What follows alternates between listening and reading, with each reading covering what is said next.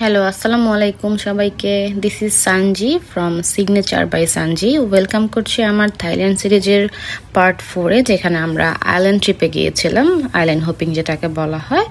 প্রথমেই আমাদেরকে আসলে কি করতে হবে, ডোন্টস অ্যান্ড ডুজ এর বুঝিয়ে দিয়েছে কি কি করা যাবে, কি কি করা যাবে না। টোটাল আমরা 4টা ইঞ্জিন বোর্ড গিয়েছিলাম, পার বোর্ড 39 or 40% ছিল। তো এই যে দেখতে পাচ্ছেন আমাদের বোটটা, আমরা অলরেডি বসে গিয়েছি ফার্স্ট আইল্যান্ড ট্রিপের জন্য। প্রথমে আমাদেরকে একটা আইল্যান্ডে নিয়ে গিয়েছে। এখানে আসলে টুকটাক বডি ম্যাসাজ অথবা আপনি যদি কিছু খেতে চান সেটা আপনাদেরকে এখানে প্রোভাইড করা হবে, বাট সবগুলোই পেইড।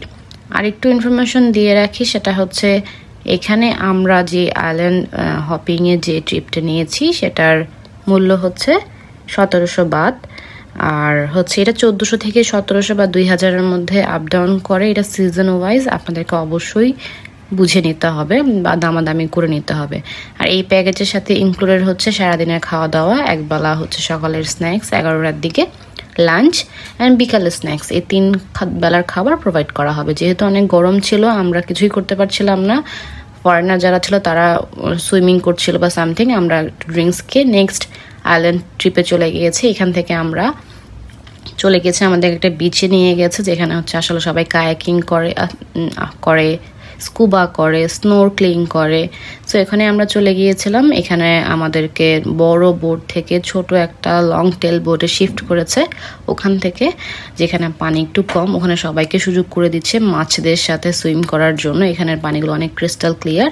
যেহেতু আমি একজন নন সুইমার, তো আমার জন্য এই জিনিসটা অনেক রিস্কি ছিল, বাট আমার অনেক বেশি ইচ্ছা ছিল যে আমি আসলে পানির নিচে একটা ডুব হলেও দিব, যার কারণে আসলে আমার নামা। প্রথমে আমি লাইফ জ্যাকেট ছাড়া নেমেছিলাম, পরে আবার লাইফ জ্যাকেট পরেছি, কারণ আমি অনেক বেশি ভয় পাচ্ছিলাম।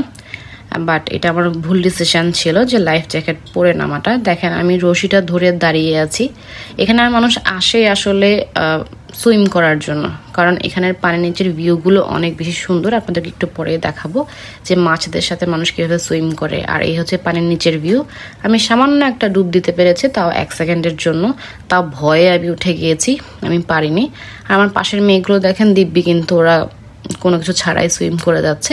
এখানে আমাদেরকে 20 মিনিটের মতো সময় দেওয়া হয়েছে ছবি তোলা বা সুইম করা বা স্কুবা করা বা স্নোরক্লিং করা, এটার জন্য।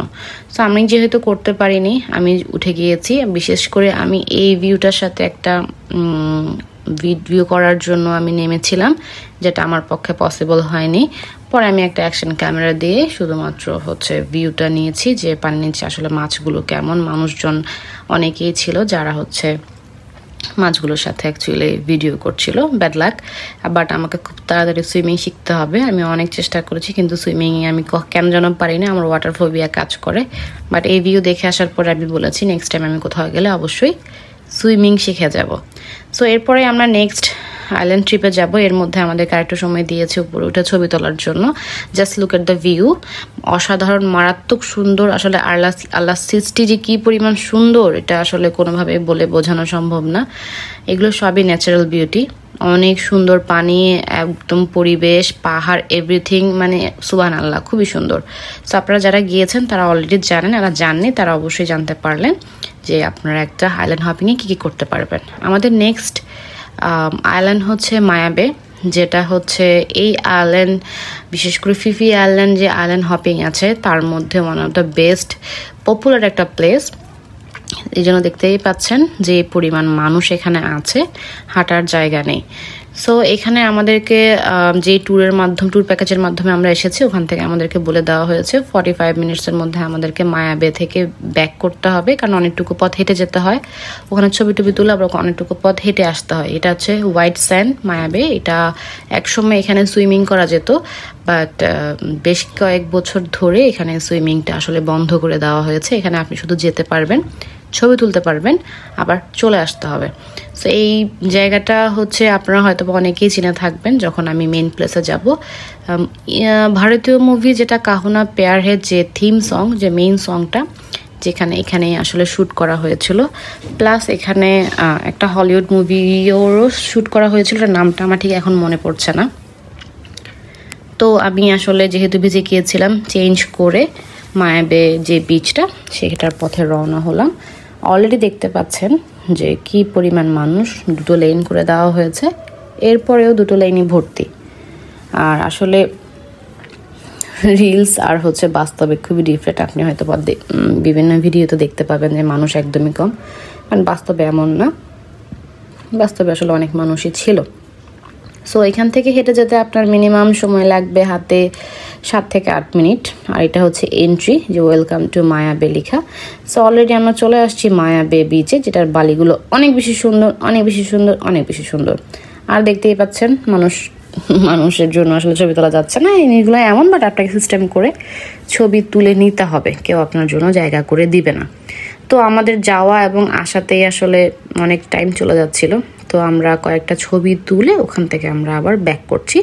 ইতিমধ্যে আমাদের আসলে লাঞ্চের সময় হয়ে গিয়েছে, যেটার জন্য আমাদেরকে বলছিল যে আমরা তাড়াতাড়ি আসো, এরপর থেকে এই বিচ থেকে আমরা নেক্সট একটা বিচ যাব, যেখানে আমাদেরকে 10 মিনিট সময় দেওয়া হবে।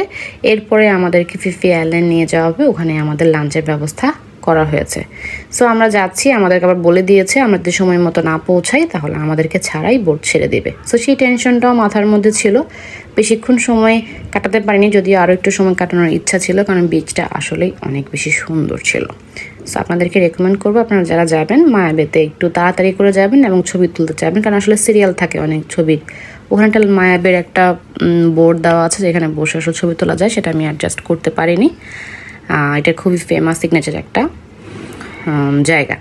এনিওয়ে, সো এখান থেকে আমাদের নেক্সট গন্তব্য হচ্ছে মাঙ্কি বিচ, যেখানে অনেক অনেক অনেক বানর আছে। আমাদেরকে সতর্ক করে দিয়েছিল সাথে করে যাতে কোনো খাবার নিয়ে না যাই, ফোনটা যাতে আমরা সাবধানে রাখি, কারণ এখানের যে বানরগুলো আছে এমন অনেক ঘটনা ঘটেছে যাদের ফোন টান দিয়ে নিয়ে চলে গিয়েছে, অনেকে ফোন হারিয়ে ফেলেছে। এবং যেহেতু খাবার দেখলে ওরা অনেক আক্রমণাত্মক হয়ে আসে, বিশেষ করে ফ্রুটস, সেটা নেওয়ার জন্য আমাদেরকে বিশেষভাবে অনুরোধ করেছে যে আপনারা কোনো ধরনের খাবার এবং ফোনটা আপনাদের সাবধানে রাখবেন। সো এটা ছিল আমাদের মাঙ্কি বিচ। এখানে আপনাদেরকে 10 থেকে 15 মিনিট সময় দিবে এবং বোট আপনাদের কাছেই থাকবে। তো ওদের সাথে ছবি টবি তুলে দেখে এরপরে আপনাদেরকে আবার বোটে উঠে যেতে হবে। এই পুরো ফিফি আইল্যান্ড ট্রিপের মূল আকর্ষণ ছিল আসলে বিচ, পাহাড়, পানি এবং বালি, সবগুলোই অনেক সুন্দর। সো এর মধ্যে আমরা লাঞ্চের জন্য রেডি হয়ে গিয়েছি, নতুন করে চেঞ্জ করে আমরা লাঞ্চের জন্য চলে এসেছি ফিফি আইল্যান্ডে, যেটা মোস্ট পপুলার একটা বিচ আইল্যান্ড, যেটা হচ্ছে ফিফি আইল্যান্ড। এখানে মানুষ একদিনের জন্য স্টে করতেও আসে বা অনেকে আবার ডে ট্রিপেও আসে। আপনারা চাইলে আপনাদের ট্রিপের অংশবিশেষ হিসেবে 2 দিন এখানে রাখতে পারেন, 2 দিন বা 2 রাত আপনারা থাকতে পারেন। আমরা ডে ট্রিপ নিয়েছি, যেহেতু আমাদের হাতে সময় কম ছিল আমরা ডে ট্রিপটাই নিয়েছি, আমরা থাকিনি। তবে খুবই নিরিবিলি একটা বিচ, আপনারা হয়তো নিজের মতো করে টাইম স্পেন্ড করতে পারবেন। আমরা এখান থেকে এখন যাচ্ছি, আমাদেরকে হোটেলের নাম বলে দিয়ে দেওয়া হয়েছে যখন আমরা বোট থেকে নামছিলাম। ওখানে আমাদের জন্য লাঞ্চের ব্যবস্থা করা হয়েছে।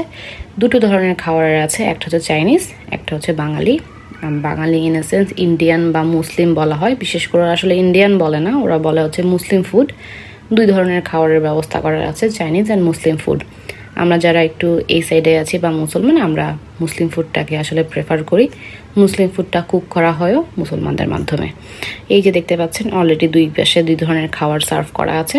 যেহেতু আমরা মুসলিম ফুড নিয়ে চুজ করেছি, আমরা এখান থেকে বুফে খাবার, আপনার যতটুকু ইচ্ছা আপনি অতটুকু নিতে পারবেন। এবং দেখতে পাচ্ছেন যে যারা সার্ভ করছে তারাও কিন্তু হিজাব পরা, মানে হচ্ছে মুসলিম।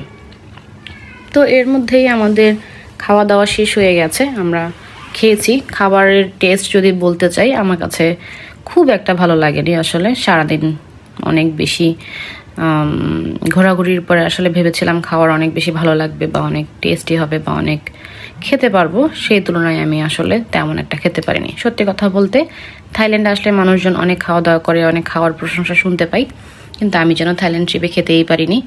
আমার সব খাবারেই কেন যেন একটু সন্দেহ হচ্ছিল, যেহেতু থাইল্যান্ডে আসলে সব দিকেই পর্কের অনেক বেশি আনাগোনা। আমি আসলে আমার খাবার নিয়ে খুব বেশি চিন্তিত ছিলাম এবং আমি আমার ফুল ট্রিপে খাওয়ার নিয়ে অনেক বেশি কষ্ট পেয়েছি। আমি 7-11-এ খেয়েছি হয়তো বা টুকটাক কিছু খাবার, অথবা আমি ফ্রুটস খেয়েছি। তো ফুল ট্রিপে আমার খাওয়া দাওয়া নিয়ে অনেক কষ্ট হয়েছে। খাওয়া দাওয়া শেষ করে আমাদের হাতে আরও কিছু সময় ছিল, আমরা একটা প্রাইভেট বিচে চলে গিয়েছিলাম। ওখানে গিয়ে কিছুক্ষণ গোধূলি বেলাটা আমরাও এনজয় করেছি। এটা খুবই সুন্দর একটা প্রাইভেট বিচ ছিল, যেখানে মানুষজনও খুব কম ছিল। সো ওখানে কিছু ছবি এবং ভিডিও করেছি আমরা। তো এই ছিল আমাদের ফিফি আইল্যান্ড ট্রিপের সারাদিনের ট্রিপ। এখান থেকে আমরা সোজা ফুকেট শহরে ফিরে গিয়েছি। আমাদেরকে নিয়ে গিয়েছে।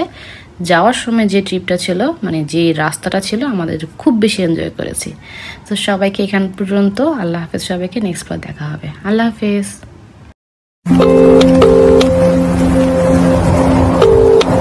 The person you are trying to call is currently busy. Busy in a world that needs no buffering.